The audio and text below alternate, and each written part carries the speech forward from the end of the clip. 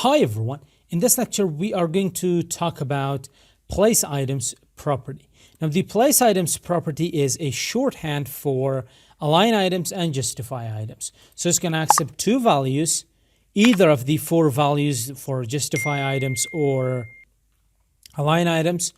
And the first value is going to be align items and the second value is going to be justify items. So we have place items. The first one I'm going to provide is going to be center. Let's save that. Let's take a look at it here. Now our item is going to be horizontally and vertically centered within its grid cell. Let's bring this down. So you can see now it is horizontally centered and vertically centered. You could come up with any number of combinations for align items and place items. Justify items. I'm going to say the first value is align dash items. And the second value is justify dash items. So now you have a reference. Okay, which value is which?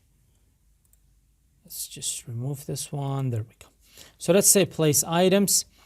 Let's play around with this a little bit. So vertically, it's going to be towards the end, and horizontally, it's going to be towards the start. It is going to be the bottom left. So vertically, it's the end of the grid cell, but horizontally, it's the start. It's the bottom left corner.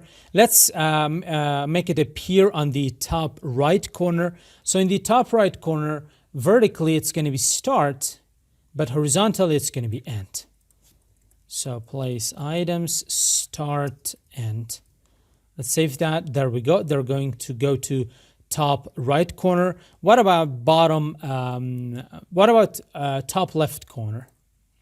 For that, now you know how to calculate that. I'm going to say start, bottom top left corner. And what about bottom right corner? Place items and end. They're going to come to here. That's it for this lecture. See you in the next one.